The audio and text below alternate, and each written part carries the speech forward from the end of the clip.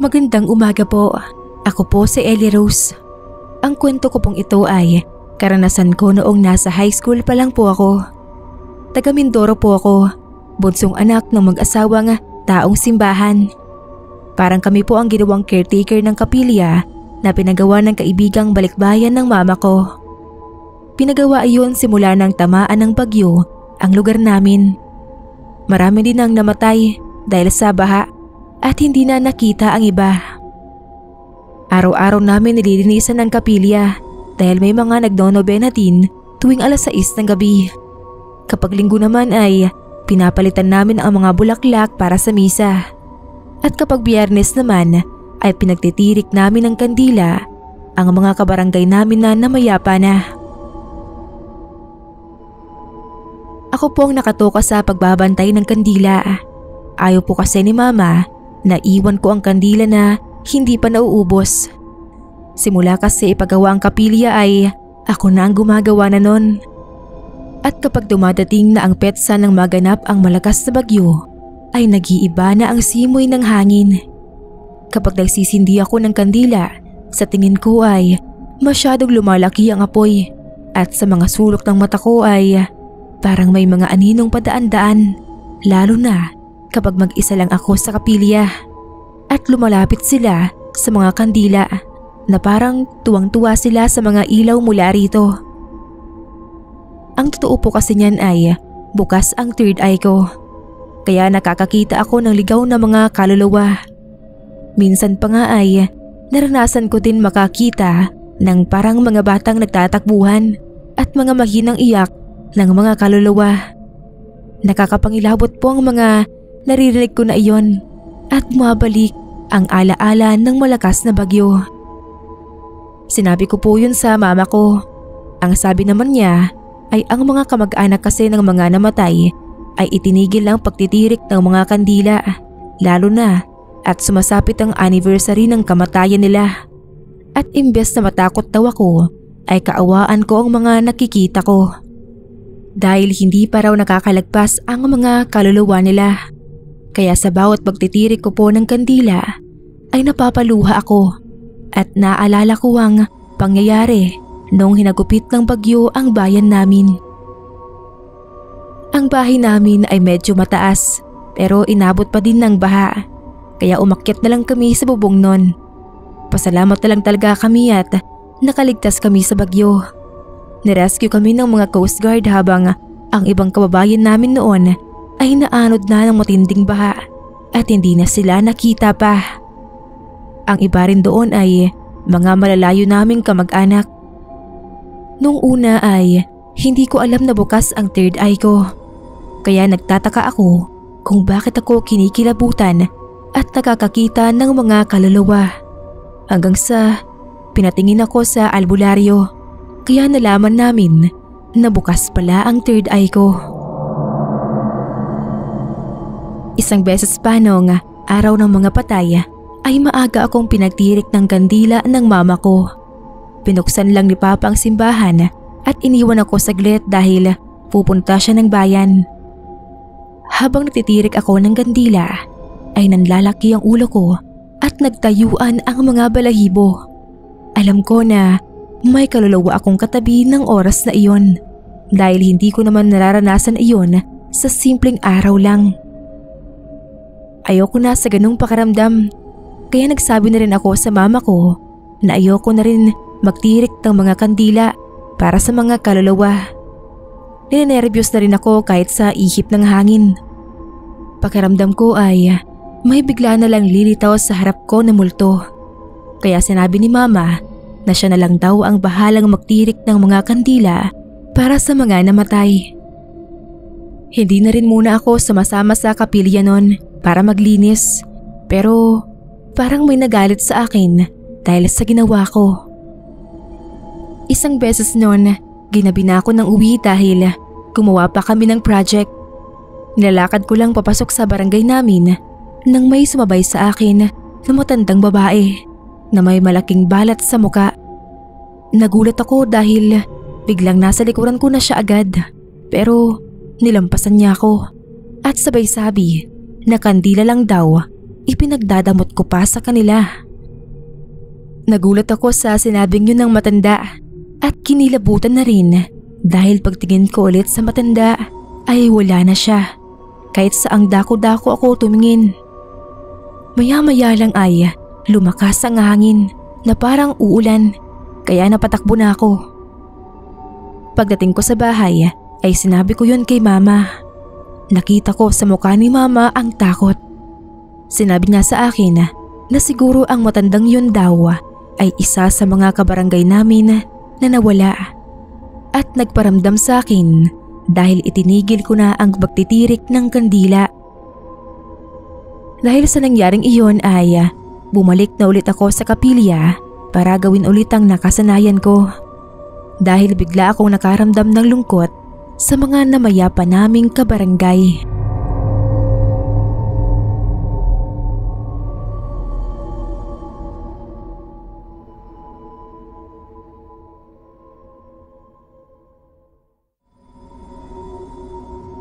Kamusta po? Ako po si Janice. 5 po kaming magkakapatid. 3 lalaki at 2 kaming babae ng ate ko. Pero may pagka-boyish po ako. Bunso nga rin po pala ako. Halos karamihan po ng barkada ko ay lalaki. Hindi ko po alam pero kahit binibilhan ako ng nanay ko ng mga damit pambabae ay mga malalaking t-shirt pa rin ang gusto kong suotin. Tinanggap naman din ng magulang ko kung ano ang gusto ko sa katagalan. Ang kwento ko po ay nangyari mga 5 taon na ang nakakalipas. Araw ng Undas nun. Taon-taon dumadalaw sila nanay sa puntod ng lola ko sa may malapit na sementeryo sa amin. Saglit lang akong sumasama sa kanila. Pagkatapos ay maglilibot na kami ng mga barkada ko sa buong sementeryo para kumuha ng mga naiiwan na kandila. Minsan ay napapagalitan din kami dahil ang ibang kandilang hindi pa natutunaw ay kinukuha na namin. Maloko talaga din kami nun. Hanggang isang beses ay sadyang may mga nilalang na mapagbiro na hindi nakikita ng mga tao. Habang abala kami sa sulok sa pagbibilog ng mga kandilang nakuha namin ay may lumapit sa amin na isang batang lalaki na halos kaedad ko lang noon. Medyo may kapayatan siya. Ang sabi niya nun, huwag daw kaming pumasok sa loob ng malaking mausoleo. Naiwan lang daw na nakabukas ng may-ari yun. Dahil medyo maloko nga ako nun, kaya sinabi ko sa bata na pag umalis siya ay kukunin ko ang mga kandila sa loob ng mausoleo. Malalaki pa naman at magaganda. Mukhang pangmayaman talaga ang mga kandila. Sa sinabi kong iyon ay nag-iba ang itsura ng mukha ng bata. Nagalit siya sa akin. Kaya sinabi ko na nagbibiro lang ako at ayoko nang may kaaway. Kaya sumusunod na lang siya sa akin at marami siyang tanong. Humiwalay na ako ng daan sa mga barkada ko para mas marami akong makuhang tunaw na kandila. Minadali ko na rin ang pagkuha dahil baka magsara na ang pinagbebentahan namin ng mga kandila. Medyo malaki-laki din ang bigayan doon. Abala rin ako sa pagkuha ng mapansin ko na nasa likod ko pa pala ang bata. Pero hindi na siya nagsasalita. Tinanong ko pa kung saan siya nakatira pero wala akong narinig na sagot sa kanya. Maya-maya pa ay narinig ko siyang umiiyak ng mahina. Tinanong ko din kung gusto na ba niyang umuwi at ihahatid ko kung saan siya nakatira. Pero nagulat ako sa sagot niya. Hindi man lang daw siya dinadalaw ng mga magulang niya. Ang tita lang daw niya ang nagdala ng mga kandila at bulaklak sa kanya. Napatigil naman ako sa pagbibilog ng mga kandila at parang kinilabutan ako sa sinabi niya. Hindi ko alam, parang gusto ko nang tumakbo ng oras na yon. Parang nag-iba rin kasi ang boses niya. Yun bang akala mo ay nasa loob ng drum na parang may echo? Dahan-dahan ko din siyang nilingon pero pagtingin ko ay wala na siya. Mas lalong tumindig ang balahibo ko dahil hindi siya agad pwedeng makaalis nang hindi ko napapansin. At segundo lang bago ako lumingon pero wala na agad siya.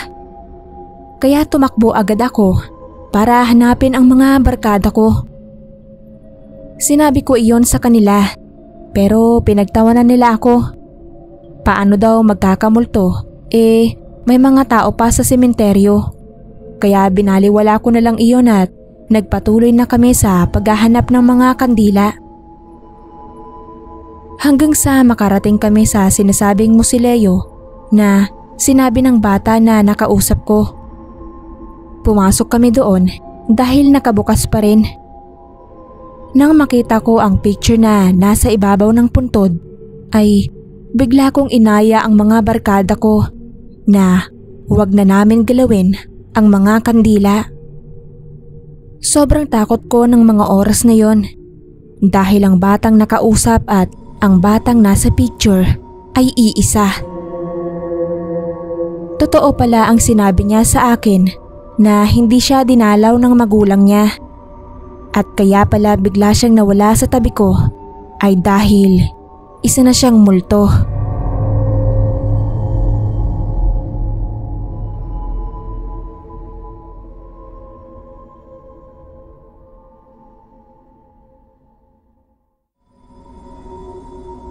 Hello po, ako po si Jenaline. Dati po akong altar server sa simbahan sa lugar namin sa Quezon. Hindi ko na po babanggitin kung saan dahil baka katakutan lang ng mga kalugar namin. Ngayon nga po pala ay nandito na ako sa Manila. Graduating college student na po ako. Tumigil lang po ako sa pag-altar server nung kailangan ko nang mag-aral ng college. Lahat halos sa pamilya namin ay naglilingkod sa simbahan. Magmula sa lola ko. Kaya lang ngayon ay hindi na niya kayang maglingkod sa simbahan dahil hindi na siya nakakalakad. Ang mama ko ang nagpasok sa akin noon bilang altar server. Naririnig ko na rin kina lola ang mga kwento tungkol sa simbahan. Noong una ay ayoko talaga maging altar server. Pakiramdam ko kasi boring. Hindi rin naman ako palasimba at dahil nga kailangan o parang tradisyon na sa pamilya namin ay kailangan kong sumunod. 3 kaming magkakapit-bahay ang naunang mag-serve noon. Isa doon ang kaibigan kong si Camille. Habang nagmimisa si Father noon ay nasa likuran lang kami. Maya-maya pa ay may tinuturo si Camille sa akin. Akala ko nagbibiro lang siya. Yun daw kandila sa tabi ng Nazareno ay lumulutang. Hindi mapakali si Camille noon. Panay turo niya pa rin sa akin sa kandila. Pero sinaway ko si Camille dahil mapapagalitan kami ni Father kapag napansin niya kaming magulo. At may parusa din ng mga server na nagkasala.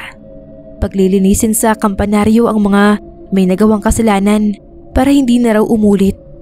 Yun pa naman ang ayokong gawin dahil nakakatakot dun sa taas.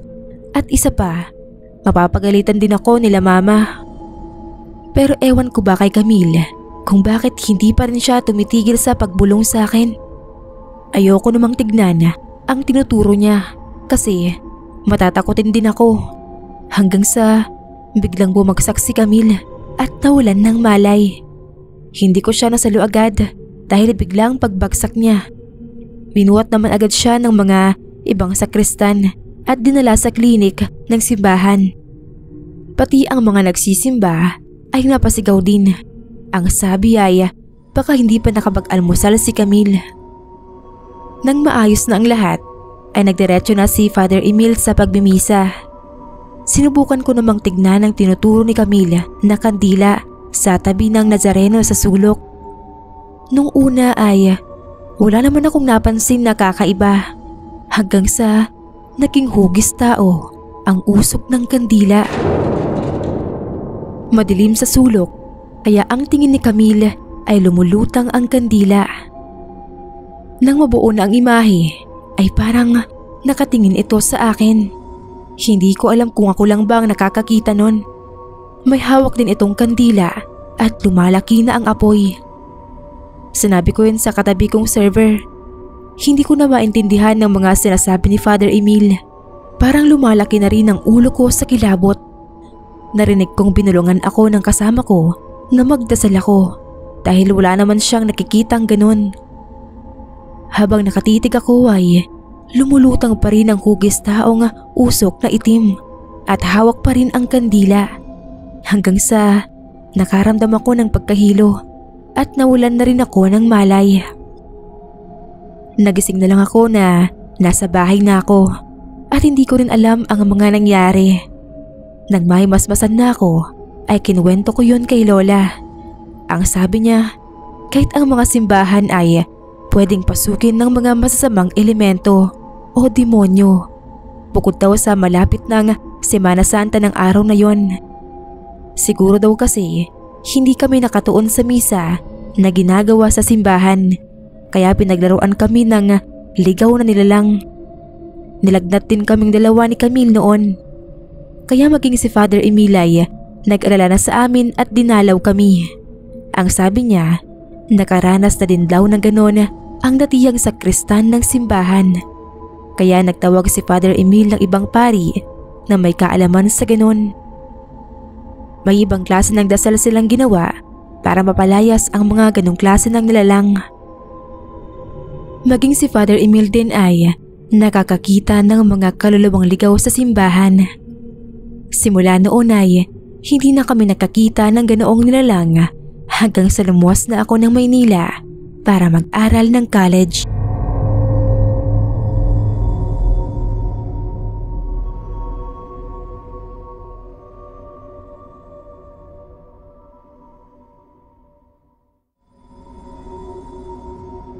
Kamusta po? Tawagin niyo na lang po ako sa pangalang Marian. Medyo matagal na itong nangyari sa probinsya namin. At ngayon po ay nandito na ako sa Japan nagtatrabaho. Naging volunteer ako nun sa lugar namin na nagbibigay ng tulong sa mga nasalanta ng bagyo, lindol at maging sa sunog. Ang papa ko kasi ay naging konsehal dati sa lugar namin. Kaya naisipan ko na din na mag-volunteer noon.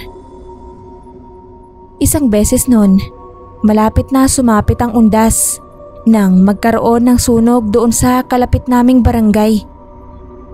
Dikit-dikit ang mga bahay doon, kaya pati ang iba ay nadamay.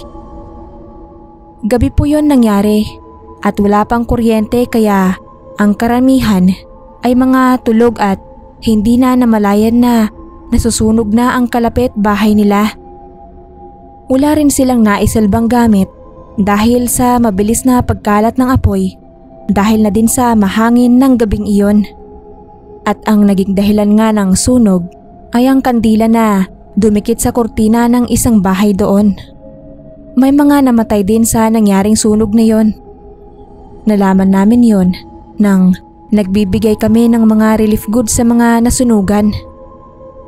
May na-interview din kasi kami na isa sa naging survivor na si Aling Azon. Ang sabi niya bago mangyari ang malaking sunog na yon ay galing siya sa labas para bumili ng kandila dahil biglaan ang pagkawala ng kuryente kaya wala siyang nakahandang kandila agad. Nang mapadaan siya sa isang kapitbahay ay nasilip niya sa bintana nila na may hawak na kandilang itim ang bata sa loob ng bahay. Kaya kinatok niya raw para pagsabihan na baka mamaya ay mabitawan ng bata ang kandila at pagmulan ng sunog. Pero nagalit pa daw ang kapitbahay nila dahil wala naman daw bata sa kanila dahil mag-asawa lang sila na bagong lipat doon.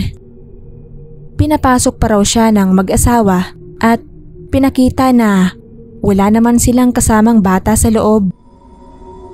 Nagtaka raw siya at kinilabutan dahil kitang-kita niya daw ang batang nasa loob ng bahay at may hawak na itim na kandila. Pinag-isipan din daw siya ng mag-asawa na nababaliw siya. Pero nagsasabi talaga siya ng totoo. Hanggang sa mga kalahating oras na nga ang lumipas daw noon, biglang sumiklab ang sunog. Gumapang daw ang kilabot sa katawan ni Aling Azon dahil naalala niya ang batang may hawak ng itim na kandila. Isa raw siguro ito sa masamang pangitain, pero hindi siya pinakinggan ng mag-asawa dahil siguro ay siya lang ang nakakakita dito. Habang nagkakagulo daw sa paglalabas ng mga gamit ang kabarangay niya, ay nakita niya ulit ang batang lalaki na may hawak na kandila at nakasindi pa nga. Sinabi niya yon sa anak niya, pero wala daw itong nakita at hindi siya pinaniwalaan ng anak niya. Inalis na raw niya ang tingin sa bata at nagpatuloy siya sa paglalabas ng mga gamit nila kahit nanginginig pa ang mga tuhod niya dahil sa nangyayaring sunog at sa kilabot ng makita niya ang bata na may dalang kandila. Nang mapasok ng mga bombero ang bahay ng pinagmulan ng sunog ay may nakita raw silang isang kandilang kulay itim na nakatirik pa din sa isang sulok. Kahit sunog na ang bahay ay nanatili pa rin nakatayo. Kaya nagtataka sila kung paano nangyari yon. Nakaligtas naman sa sunog ang mag-asawang nakatira doon. Kaya lang ay sila pa rin ang sinisisi ng mga kapitbahay nila dahil sa kanila nagsimula ang sunog. Kaya umalis na din ang mag-asawa sa barangay na yon. Ang balita pa daw, may nangyaring sunog na mga taong 1990 pa. Doon din sa barangay na yon. Ang bahay daw ng isang pamilya ang pinagmulan ng sunog noon. Palagi daw nag-aaway ang mag-asawa dahil sa pera at pagkakaroon ng ibang babae ng lalaki. Naputulan daw sila ng kuryente noon dahil walang binibigay na pambayad ang lalaki. Habang nag-aaway ang mag-asawa ay natabig daw ng lalaki ang kandila para magresulta ng sunog. Dahil nataranta na daw ang mag-asawa ay naiwan nila ang anak na lalaki at nasunog siya ng buhay. At iyon daw marahil ang batang nagpapakita na dala ang itim na kandila.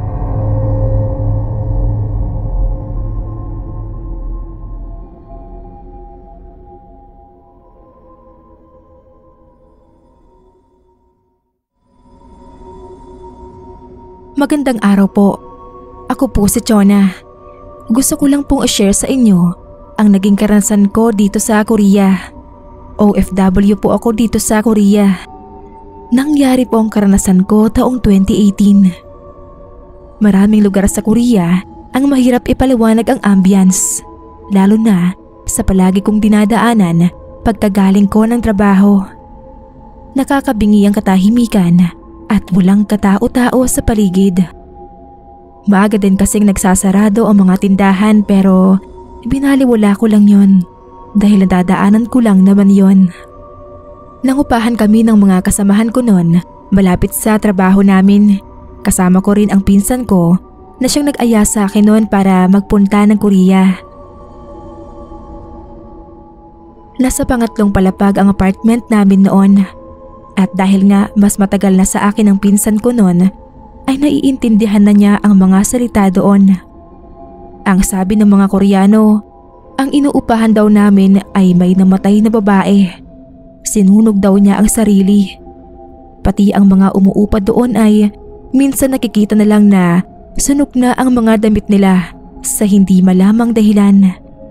Nagbiro naman ang isa kong kasama na mag-ipon kami ng tubig para pag nakita namin na nasusunog ang mga damit namin ay mabuhusan agad. Hindi naman natawa ang iba naming kasamahan dahil natatakot daw sila. Hindi naman namin pwedeng mabawi ang binayad namin at maghanap ng malilipatan. Kaya sabi ko, palakasan na lang ng loob. Hanggang sa isang gabi ay mag-isa akong umuwi dahil nag-overtime ang department ng mga kasama ko. At isa pa, inaantok na rin ako kaya nauna na akong umuwi sa kanila. Kahit medyo malayo pa lang ako sa inuupahan namin, ay natatanaw ko na may liwanag sa sliding window ng apartment. Ang inisip ko, baka nakauwi na ang mga kasama ko. Pero imposibleng mangyari yon dahil nauna akong umuwi sa kanila dahil nag-overtime pa sila. Kaya nagtaka ako kung sino ang nasa loob ng apartment namin. Kaya nagmadali akong umakyat sa apartment. Walang tao sa second floor nun dahil halos lahat doon ay nagtatrabaho. Nang nasa third floor na ako, ay dahan-dahan akong sumilip sa bintana at sobrang nanintig ang balahibo ko sa nakita ko. Isang kandilang lumulutang at nangamoy na din ang kandila. Kaya napaatras na ako at nagmamadaling bumaba hanggang makasalubong ko ang isang Koreano na nangungupahan sa second floor. Nagtataka siguro siya kung bakit ako nagmamadaling bumaba, pero ang ugali nila ay hindi sila nakikialam. Kaya tumakbo na lang ako papunta sa highway at umupo muna sa gilid. Pinagtitinginan rin ako ng mga Koreanong dumadaan. Hindi na muna ako pumasok hanggat wala pa ang mga kasama ko. Maya-maya pa ay dumating na sila at nakita nila ako sa gilid ng highway na nakaupo. Sinabi ko sa kanila ang nakita ko sa apartment, kaya agad silang pumasok doon para tignan. Nagpahuli naman ako ng pagpasok dahil natatakot pa rin ako. Pero nang pumasok sila ay wala naman daw lumulutang na kandila at normal naman daw lahat. Pinuksan na rin nila ang mga ilaw. Kinabukasan ay day off ng pinsan ko kaya siya lang ang naiwan sa inuupahan namin. Biniro pa siya ng mga kasamahan namin na baka may makita din siyang lumulutang na kandila. Pero natawa na lang siya. Mga bandang hapon noon ay tumunog ang cellphone ko at ang pinsan ko ang tumatawag. Nag-iiyak siya at ang sabi niya ay may nakita daw siyang babae sa may banyo at may dalang kandila. Kaya nagtatakbo siya pababa. Nagpaalam naman kami sa supervisor namin na maaga kaming uuwi dahil may emergency sa bahay namin. Kaya umuwi na kami noon at naabutan namin ang pinsan ko na umiiyak pa rin na nakaupo sa hagdan. Tinawagan din namin ang landlady namin para sabihin ang nangyari sa pinsan ko. Ang sabi ng may-ari, umalis na lang daw kami sa bahay at ipapagiba na lang niya ang apartment na inuupahan namin dahil may nagmumultong araw na babae doon. At yun ay ang babaeng dating nangupahan sa kanila at nagkagusto sa anak niyang lalaki. Pero may girlfriend ang anak niya kaya hindi nito pinansin ang babae. Kaya isang gabi noon ay nagpakamatay daw ang babae sa pamamagitan ng pagsunog ng sarili gamit ang kandila. Sa banyo daw iyon natagpuan ng mga kasama. Nasunog na rin daw ang kalahati ng apartment at pinarenovate na lang. Pero hindi pa rin matahimik ang babaeng nagpakamatay. Nang dahil sa sinabing iyon ng landlady ay naghanap kami agad ng mauupahang iba.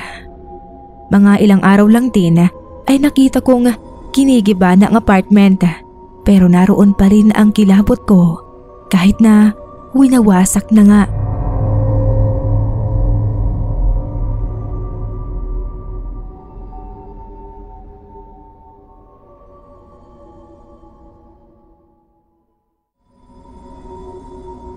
Hello po sa inyo mga kapasta. Ako nga pala si Lenny na taga Bagbagin. Sa edad kong 38 ay dalaga pa din po ako. Libangan ko na po pagkagaling sa trabaho ang makinig ng mga kwentong katatakutan at kababalaghan dito sa YouTube channel nyo. Kahit madalas ay dalang-dala ako at nakakaramdam din ng takot sa mga istorya, lalo na at mag-isa lang ako sa tinitirhan ko, ay sige pa din ako ng pakikinig. May mga kwento din kasi na nakaka-relate ako, lalo na po kapag tungkol sa mga multo. Pero first time ko lang pong magbabahagi ng karanasan ko dito. Sana po mapili nyo. Nagtatrabaho ako sa pabrika ng biscuits dito sa Bagbagin. at nangungupahan naman sa isang maliit na kwarto sa loob ng subdivision ng Vista Verde.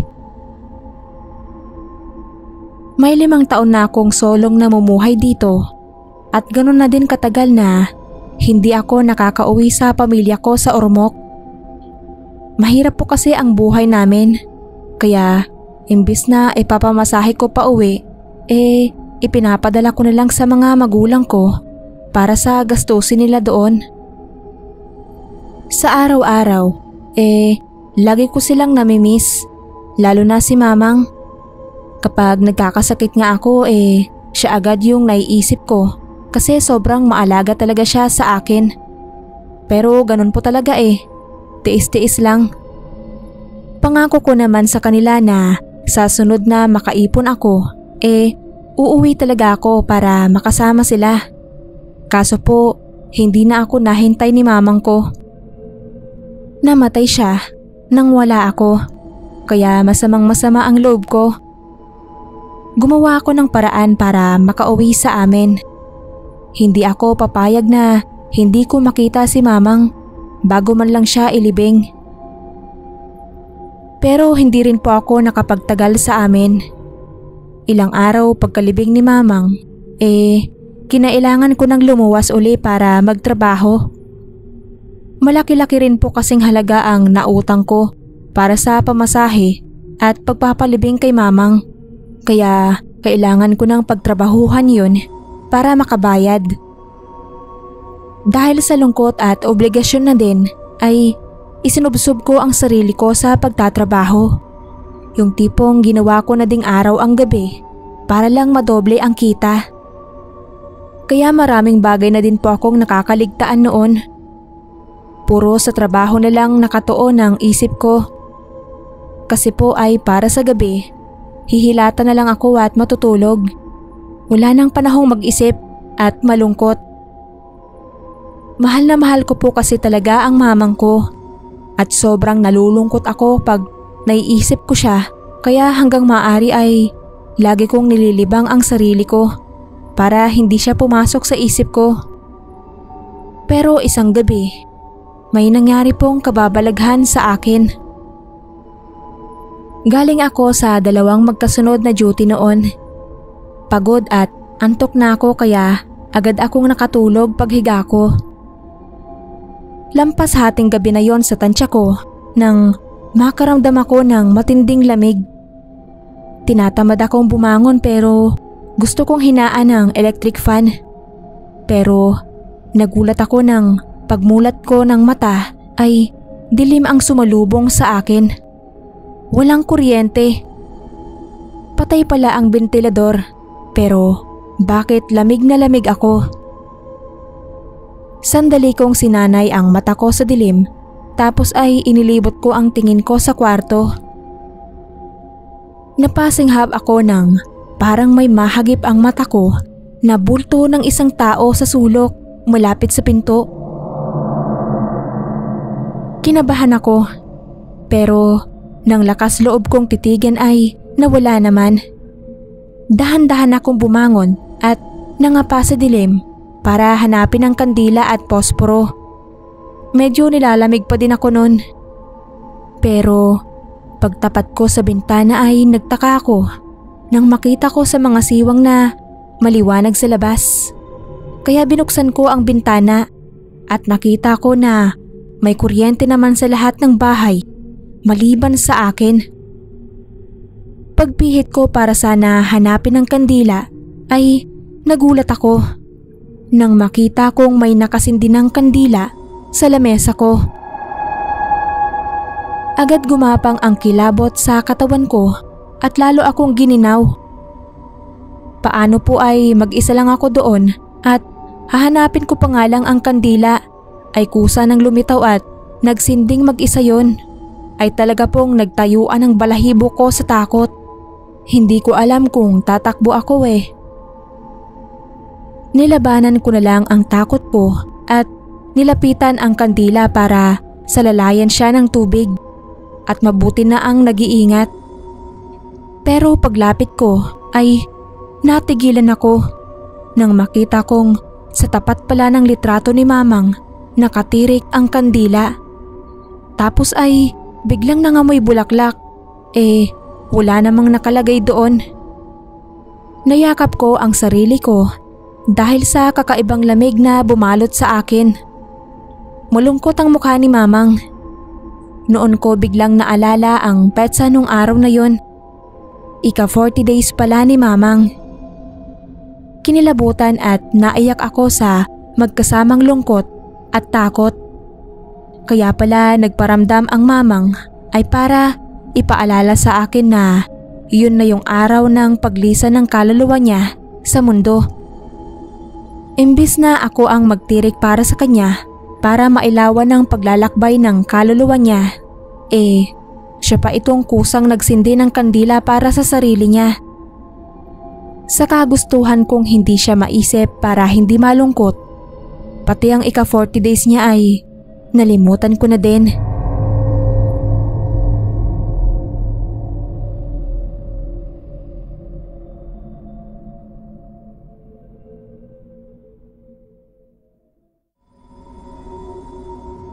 Magandang araw po.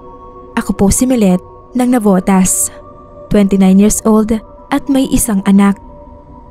Naging kasambahay po ako sa mag-asawang Dolfo at Miding. Dalawa lang silang pinagsisilbihan ko noon dahil nasa Amerika na ang tatlong anak nila at naghihintay na lang silang mapetisyon.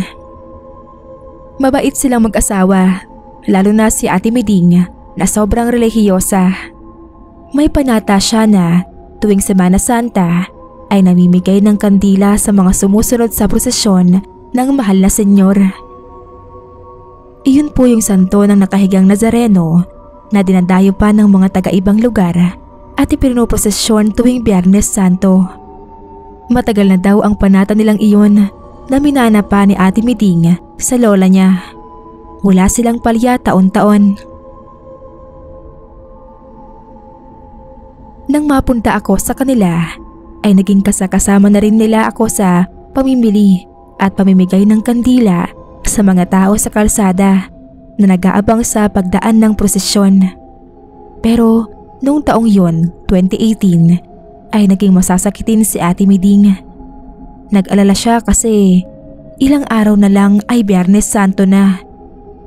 Dahil hindi niya kayang maglakad, ay ako na lang ang pinapunta niya sa pabrika para bumili. 2 kahon ng kandila ang binili ko. Pagsapit ng Huwebes Santo ay may mga kapitbahay na ang nagpapaalala sa akin na huwag daw silang kalilimutang bigyan ng kandila kinabukasan. Panay-tango lang ang sagot ko pero nag-aalala ako na baka hindi magawang lumabas si Ate Miding para mamigay dahil sa kondisyon niya. Pinipilit nga namin siya ni Kuya Dolfo na dalhin na sa ospital pero tigas ng tanggi niya. Ayaw daw niya doon dahil mas lalo lang mas mapapadali ang buhay niya. Nung gabing yun ay hindi na muna ako umuwi sa bahay. Magdamag ko siyang binantayan. Naisip ko kasi na baka anumang oras ay kailanganin na namin siyang isugod sa ospital kahit ayaw niya. Kinabukasan, Biyernes Santo. Habang sa kalsada ay abala na ang maraming tao sa pagpaparot pa rito para magsimba sa bahay ng mahal na senyor at manood ng mga penitensya. Kami naman ay abala din sa paghahanda ng mga gamit para dalhin na sa ospital si ate. Pero ang tigas talaga ng pakiusap niya na wag siyang ialis sa bahay. Hayaan na lang daw namin siya doon at mamimigay pa siya ng kandila sa mga susunod sa prosesyon. Sinabihan namin siya ni Kuya na huwag na munang intindihin yon at kami na ang bahalang mamigay para hindi na siya mahirapan. Pero nagpakitang gilas si ate. Biglang tumayo at sinabing okay na ang pakiramdam niya. Naglakad-lakad pa nga siya. Nagulat naman kami ni Kuya dahil nung umaga lang na hindi niya maiangat ang ulo niya. Magana pa siyang kumain ng tanghaling yon.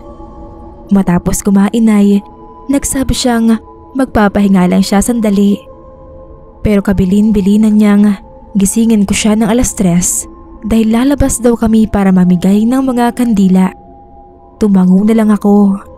ang sigla-sigla pa noon ni Ate Miding at parang wala ngang iniindang sakit. Habang nasa taas si ate, si Kuya Dolfo ay nanonood ng 7 Palabras sa TV. Ako naman ay nagligpit-ligpit muna. Maya't maya ay salita namin siyang sinisilip. Natutulog siya kaya hinayaan lang naming makapagpahinga. Pasado 3:00 na noon, oras na napatay na ang Diyos ayon sa paniniwala naming mga Katoliko. Umakyat ako sa kwarto ni Ate Miding para dalhan siya ng merienda. Pero ganoon na lang ang pagkabigla ko nang maabutan ko siyang wala ng buhay. Nagsisigaw ako at tinawag ko si Kuya Dolfo. Pero huli na ang lahat. Matigas na ang bangkay ni Ate Miding na parang ilang oras na siyang patay. Bandang mag-aalas 6, nakatayo ako sa gate para abangan ng serbisyo ng punerarya na tinawagan ni Kuya para kunin ang labi ni ate. Nadaanan ako ng isang kapitbahay at sinita ako na bakit daw siya ay hindi nabigyan ng kandila ni Ate Miding habang yung iba naman ay nabigyan. Nagulat ako sa sinabi niya. Hindi kako kami nakapamigay ng kandila pero ipinilit niyang namigay si Ate Miding sa prosesyon. Pinatunayan naman iyon ng isang kapitbahay na napatigil nang makita kaming nag-uusap. Kagagaling lang nila sa prosesyon at hawak pa ang kandilang nangalahati lang. Bigay daw yon ni Ate Miding. Nanlamig at parang nabingi ako sa sobrang kilabot na naramdaman ko. Napaka-imposible kako ng sinasabi nila dahil ayun at patay na ang ate. Sila naman ang nabigla at bumakas sa muka ang takot at hindi pagkapaniwala. Nagtayuan din ang balahibo nila dahil sigurado daw sila na si Ate Miding yung namigay ng kandila sa mga tao. Nung tignan ko ang 2 kahon ng kandila ay ganoon na lang ang pananayo ng balahibo ko nang makita kong marami na iyong bawas. Parang puputok ang sentido ko sa kakaisip kung paano nangyari iyon. Ang hirap paniwalaan at ang hirap ipaliwanag kung paanong sa huling sandali ay natupad pa rin ni Ate Miding ang panata niyang pamimigay ng kandila sa prosesyon tuwing Semana Santa.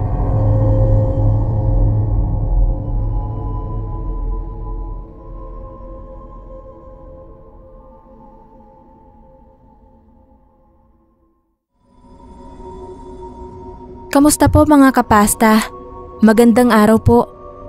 Ako nga pala si Pia. Regular na tagapakinig sa channel na to. Taga Bagong Silang, Caloocan po ako. 33 years old at may 2 anak. Dito kami pansamantalang nakikipisan sa bahay ng magulang ko. Kasama po namin dito ang 2 kong kapatid na parehong wala pang asawa. Si nanay at si Lolo Pedring na tatay ng nanay ko. Nasa abroad po kasi ang asawa ko at kasalukuyan pa kaming nagpapagawa ng bahay sa Kamarin. Iyon din naman ang pakiusap ng nanay ko na dumuon muna kami para daw may makatuwang siya sa pag-aalaga kay Lolo Pedring. Nagtatrabaho pa din kasi sa City Hall si nanay sa edad na 55 at yung 2 kapatid ko naman ay parehong nag-aaral. Ulila na po kami sa ama sa pool pagkabata. Si Lolo Pedring at Lola Emma ang naging katuwang ni nanay sa pagtataguyod sa aming magkakapatid. Pero patay na din si Lola Emma, may 5 taon na ang nakararaan. At mula noon ay naging masasakitin na si Lolo Pedring. Hindi naman siya bedridden pero mahina na ang resistensya niya at wala nang kayang gawin kundi ang mahiga. Nasa 75 na din naman kasi ang edad niya noon. Laki ako sa mga lolo at lola ko. Kaya naman bukal talaga sa loob ko ang pag-aalaga kay Lolo Pedring. Sa ganoong paraan man lang ay masuklian ko ang pag-aalaga at pagmamahal nila sa amin. Ganon din naman kay Lola Emma na kahit wala na ay hindi namin kinakalimutan. Kagaya na lang noong undas na yon. Maaga pa lang bumili na ako ng mga bulaklak na igagayak para sa kanila nila tatay, tito at tita na dadalhin sa sementeryo. Personal ko iyong ginagawa dahil mahilig talaga akong mag-ayos ng mga bulaklak. Habang inaayos ko ngayon ay pinapanood ako ni Lolo. Sabi niya ay matutuwa daw si Lola Emma dahil ang gaganda ng mga bulaklak. Pero mas matutuwa daw ang lola kung siya mismo ang personal na magbibigay nun sa kanya. Tinawanan ko ang lolo at sinabihan ko siyang manahimik na lang doon at hindi na siya pwedeng sumama sa amin sa sementeryo. Gawa ng hirap na siyang lumakad. Sabi naman niya ay basta ibibigay ko sa kanya ang mga bulaklak na yan. Naiilang na natatawa na lang ako kay Lolo Pedring. Ganon siguro talaga pag matanda na, nagiging makulit na. Makapananghali ay pumunta na kami sa sementeryo nila nanay para dumalaw sa mga patay namin.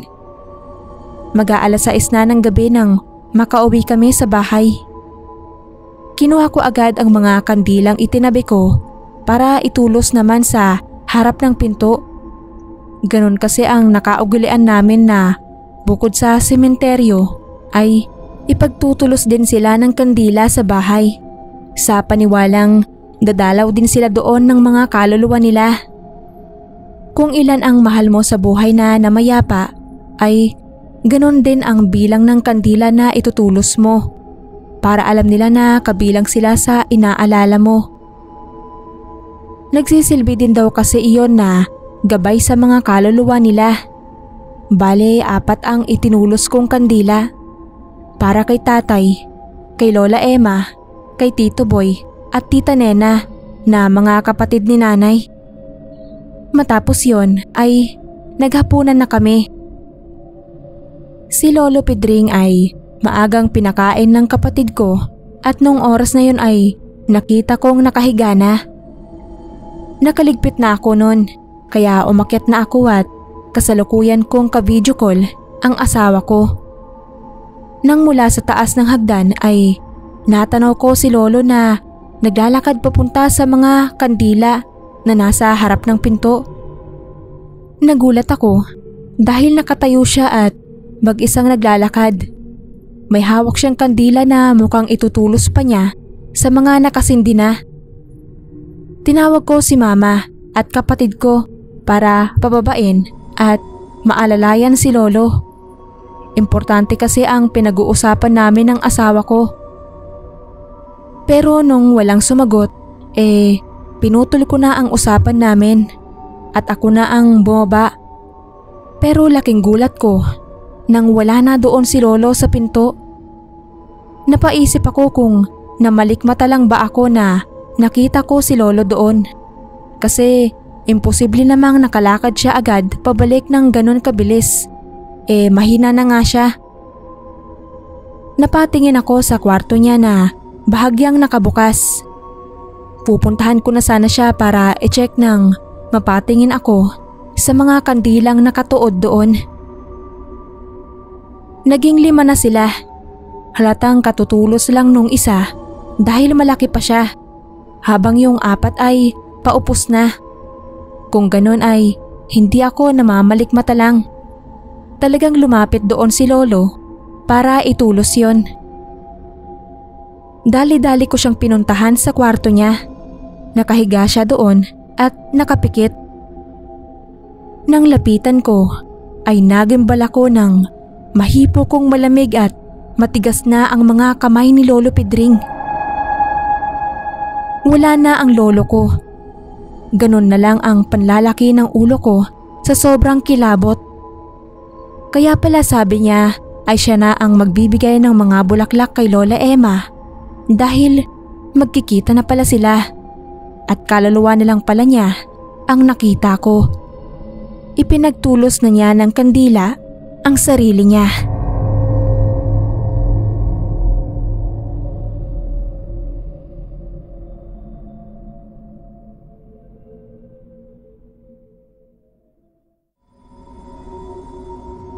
Hello po sa lahat ng tagapakinig sa channel na to. Isel po ang pangalan ko. Taga Mahayhay, Laguna po ako. Pero sa ngayon ay nag-rent ako ng bed space dito sa Moraita. Dentistry student po ako sa CEU. Since tambay po ako sa horror channel na to, nag-try po ako magpadala ng story ko. Gusto ko lang din po kasing i-share sa inyo yung creepy experience ko dito sa boarding house na tinutuluyan ko. 4 months pa lang po ako dito nang maranasan ko yung nakakatakot na pangyayaring iyon. May 3 rooms po ang pinaparent dito. 2 po sa 3rd floor kung saan ako nakastay kasama ang mga kaklase ko. Tapos 1 po sa 2nd floor na bakante nung time na yon. Katapat po nun yung kwarto namin nila Ate Rose na caretaker ng boarding house. May hallway po doon kung saan may isang altar na may iba't ibang imahe ng santo. Pero madalas po ay hindi napapansin at dinadaan-daanan lang. Kasi bukod sa laging madilim sa part na yon wala yatang madasalin sa aming mga boarders, maging sina Ate Rose. Yung may-ari lang daw po kasi ang naglagay noon doon. Isang araw, nagising ako na ako na lang ang mag-isa sa room. Bandang hapon na yun kasi maghapon akong natulog. Hindi ko na namalayan ang pag-alis ng mga karoom ko. Sabado noon at tuwing weekend ay nag-uuwian sila sa mga probinsya nila. Ako naman ay once a month lang kung umuwi sa amin. Kaya madalas tuwing weekend ay halos solo ko lang talaga ang buong bahay. Pumasok ako sa CR noon para maligo. Tapos bigla akong nakaamoy ng kandila. Napakunot noo ako. Medyo kinabahan din kasi aware ako sa mga kwento ng amoy ng kandila. Wala naman kasi akong alam na pwedeng panggalingan ng amoy na yon. Hanggang sa matapos akong maligo at makapagbihis ay hindi pa rin nawawala yung amoy ng kandila. Pababa na ako noon para magluto ng pagkain ko pero nung nasa taas pa lang ako ng hagdan ay napansin ko nang may liwanag sa hallway ng 2nd floor. Nang tuluyan akong makababa ay nakita kong may nakatirik palang kandila sa altar. Nagulat din ako kasi first time ko lang makitang may nakatirik na kandila doon. Kumakain na ako nang dumating sina Ate Rose. Galing daw sila sa mall. Nagkwentuhan kami at natanong ko sa kanila kung sila ba yung nagsindi ng kandila sa altar. Hindi daw sila dahil born again Christian sila at wala silang mga santo. Sabi ko na lang na baka yung mga taga-engineering ka ako. Pero sabi naman nila Ate Rose ay nauna pang umalis sa kanila ang mga yon. Halos kasunod lang daw ng mga roommate ko. At paglabas nila ng kwarto ay wala namang nakasinding kandila doon. Kung meron man ay hindi nila pwedeng iwan dahil mahirap na daw at baka magkasunog pa. Sa haba ng sinabi nila Ate Rose ay hindi ko magawang makasingit ng salita. Kinikilabutan na kasi ako noon dahil iniisip ko kung paanong nagkaroon ng nakasinding kandila doon kung maaga pa lang ay wala na silang lahat sa bahay. Natatakot man ay hindi ko yun pinahalata sa kanila. Naulit pa ang pangyayaring yun at lagi ay tuwing 6:00 ng gabi. Hindi ko alam kung ako lang ba ang nakakakita sa kandila pero hindi ko naman ma-open sa mga tao doon dahil baka matakot sila at mag-alisan. Hanggang isang araw, nag-staycation sa Baguio sina Ate Rose. Sa akin ibinilin ang bahay since ako ang pinakamatagal na doon at hindi pala uwi. Nasa baba ako nang magkakasunod na umalis ang mga roommates ko at yung mga taga-engineering bandang tanghali. Kaya literal na ako lang talagang mag-isa sa boarding house. Natuon na sa pagre-review ang buong atensyon ko noon. Hanggang nung muling sumapit ang 6:00 ay bigla na naman akong nakaamoy ng kandila. Tumahip ang dibdib ko sa kaba, lalo at alam kong mag-isa lang talaga ako doon. Gusto ko sanang baliwalain na lang pero nag-aalala akong matumba yon at magkasunog pa. Kaya no choice ako kundi bumaba at silipin yung altar. At tama nga ang hinala ko. May nakasindi na namang kandila. Lakas loob na bumaba ako para patayin yon. Pero pag-ihip ko ay muling sumindi iyon. Nangangapal ang batok ko sa pagtayo ng balahibo. Makailang beses ko pang hinipan yon. Tapos kusa uling sisindi. Nanginginig na ang katawan ko at halos maihina ako sa takot. Hanggang sa naisipan kong magdasal. Pumikit ako at nagdasal ng taimtim. Maya-maya ay sinubukan kong hipan uli ang kandila. Tapos ay nakiramdam. Nakahinga ako ng maluwag nang hindi na uli magsindi iyon. Nagpasalamat ako sa Diyos at dali-daling kinuha ang kandila at umakyat na. Mula noon ay ako na mismo ang nagsisindi ng kandila doon at nagdadasal. Siguro ay iyon ang gusto ng kung sino man o anumang entity na nagtitirik ng kandila sa altar. Na kahit gaano man tayo kaabala ay huwag tayong makakalimot na manalangin sa Diyos.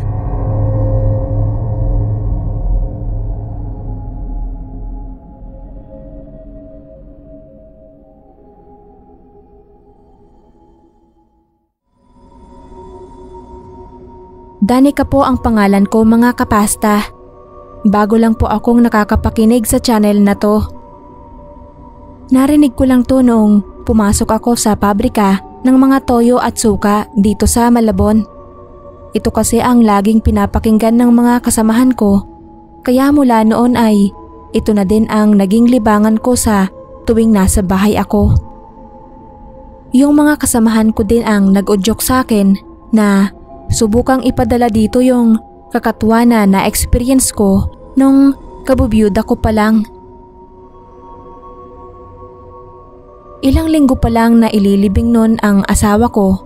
Problemado ako dahil sa dami ng bayarin. Bago kasi siya namatay ay naratay muna siya ng matagal kaya nagkanda baon-baon kami sa utang. Wala akong trabaho dahil ang gusto niya noon ay alagaan ko lang ang mga anak namin. Naubos sa pagkakasakit niya ang lahat ng ipon namin at nakaligtaan na ang ilang mga bagay. Kagaya na lang ng bahay namin na giray-giray na. Bagsak na ang bubong na halos tanaw mo na ang kalangitan. Ang mga dingding ay puro tapal ng mga karton. Yung sahig naman namin ay plywood lang at para kang nakikipagpatintero sa mga apak dahil isang maling hakbang mo tiyak lulusot ka. Pero anong gagawin ko? Hindi ko alam kung saang kamay ng Diyos ko kukunin ang pampagawa sa bahay namin. Pangkain nga lang ay hirap akong diskartehan. Idagdag pa ang mga maniningil. Naghahanap naman ako ng trabaho pero kahit doon minamalas pa din. Pinanghihinaan na ako ng loob nun. Dumating pa yung literal na bagyo na kasalukuyang nananalasa nun. Abot-abot ang kaba ko dahil baka biglang liparin yung kakapirasong bubong namin. Sobrang lakas ng hangin na pasok sa buong bahay. Halos mga karton na lang kasi ang dingding namin. Sininop ko muna ang mga anak ko sa bahaging kunti lang ang tulo para maisalba ko pa yung ilang gamit namin sa pagkabasa. Nang bigla namang kumidlat ng malakas, sabay pagsabog ng transformer sa poste. Ayon syempre nawalan ng kuryente. Nag-iyakan ang mga anak ko sa takot. Natataranta ako kaya hinanap ko agad ang kandila at posporo. Sa minalas-malas nabasa pa yung posporo kaya nahirapan akong sindihan yung nag-iisa at maliit na kandila. Sa tuwing masisindihan naman, bigla ring namamatay dahil sa lakas ng hangin at ulan na pumapasok sa loob ng bahay. Paulit-ulit kong sinikap masindihan yon, pero paulit-ulit ding namamatay hanggang sa maging isa na lang yung palito. Nanggigipospos na ako, lalo't walang tigil sa pag-iyak ang mga bata. Sa sobrang pagka-depress ay napaiyak na lang din ako at niyakap ang mga anak ko. Nasa ganoon kaming eksena nang mapansin kong biglang may lumiwanag. Akala ko ay kidlat, pero nagulat ako nang makita kong sa kandila pala galing yon. Nagkaroon ng sindi ang kandila. Bago ko sinukuan yon ay naisindi ko pa ang huling palito, pero alam kong namatay din kaagad ang ningas dahil humangin ng malakas. Kaya paanong biglang sumindi uli yon? Dali-dali akong tumayo para maghanap ng maipangtatakip doon para hindi siya agad hanginin. Sinamantala kong may sindi pa ang kandila. Mabilis kong nilikom sa isang sulok ang mga gamit namin at tinakpan ng trapal. Tapos ay naghanap ng iba pang kandila dahil maliit lang yon at siguradong hindi magtatagal. Pero wala akong nakita. Bumalik ako sa mga anak ko at pilit silang pinapakalma para makatulog na. Napaiyak ako uli sa sobrang kamisirablehan ng buhay namin. Naisip ko na sana ay naroon ang asawa ko. Sa puntong iyon, biglang humangin uli ng malakas. Pero yung lamig niya ay yung lamig na nakakatayo ng balahibo. Napatingin ako sa kandila dahil nag-aalala akong mamatay ang sindi. Pero nagtaka ako dahil wala siyang kagalaw-galaw. Nagliliparan ang kurtina at nag-uugaan ang dingding na karton sa lakas ng hangin. Pero hindi siya natitinag. Para bang may pumuprotekta sa kanya para manatiling buhay. Tuwid na tuwid ang ningas nito na nagbigay ng malaking liwanag sa paligid. Pero nag-aalala pa din ako dahil kakapiraso na lang yon. Maya-maya lang ay siguradong upos na yon at magdidilim uli ang paligid. Pilit kong nilalabanan ang antok dahil hindi ako pwedeng matulog sa ganoong sitwasyon.